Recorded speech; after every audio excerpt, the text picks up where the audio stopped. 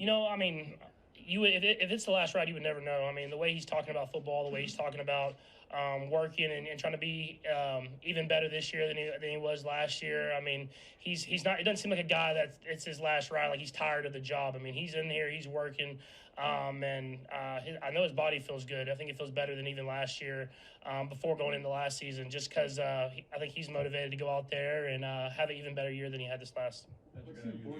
Patrick, being now year 9 with this and doing the OTAs and Chris Jones being out here, how important is it for you guys to kind of set the tone and set the tempo for these guys that are trying to learn the system, and even the free agents that are coming into the system as well? Yeah, for sure. I mean, it's awesome to have the leadership that we have, and to have guys like Trav and Chris Jones who are still coming to OTAs and getting the work in. It kind of shows the standard that we have here, and we've been doing it all throughout this spring. As guys are working hard, you can tell they're motivated to go out there and be even better this next year. So it starts here, and I think guys understand that.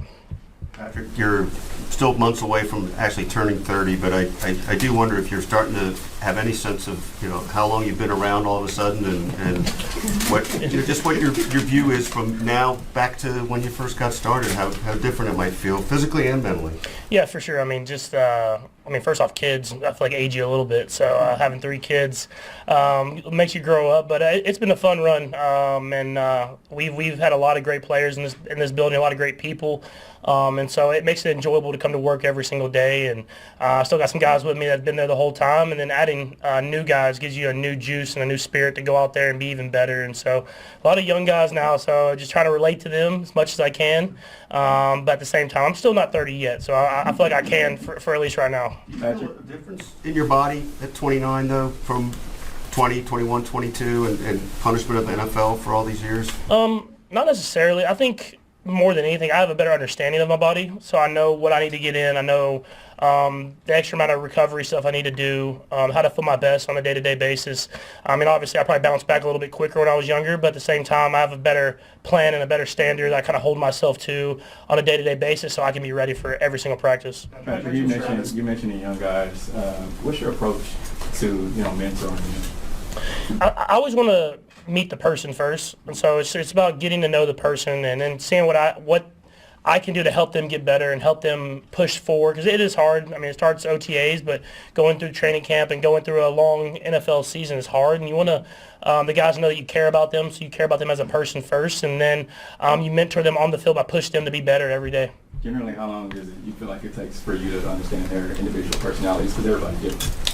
Yeah, I mean, once you get to St. Joe and you live in those dorms, you kind of start understanding each person more and more. And so, no, it's cool getting here at OTAs, being in the building, meeting the guys, and kind of building that relationship on the field. And then when you get to the kind of training camp in the season, you really get to meet the person even more. And so that's why we always harp on it. But it is fun to go into St. Joe and kind of meeting all the new teammates and new free agents that you have. You mentioned Travis Kelce. What's your biggest takeaway from in your focus and how you lock in from when you lose a Super Bowl versus when you win one? Because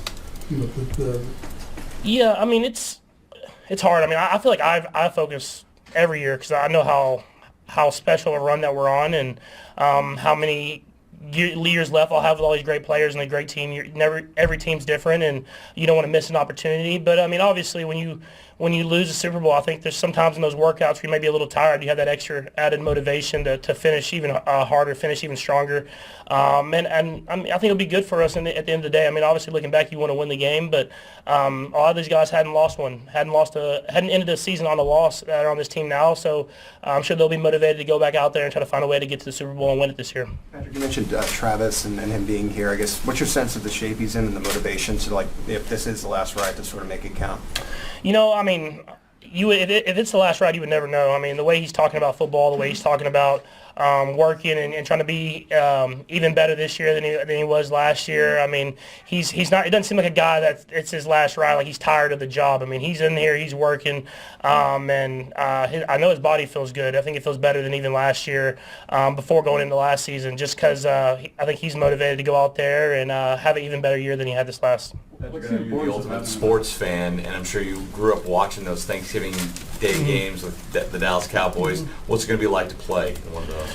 Yeah, it's gonna be special. I mean, I've wanted to play at Cowboy Stadium, obviously, just because I haven't got the opportunity to actually play in the game. We played my first year we were there. I was at the game, but I didn't get to play. And I'm growing up watching those games, going to those games was a special experience with me and my family.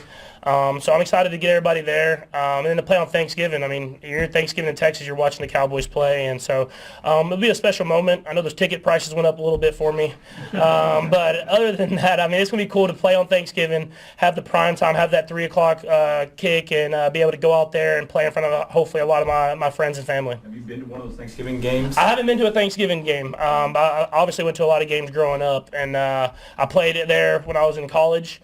So it'll be exciting. And my son's birthday is the day after, so hopefully we can find a way to win and then get to celebrate my son's birthday the day after that.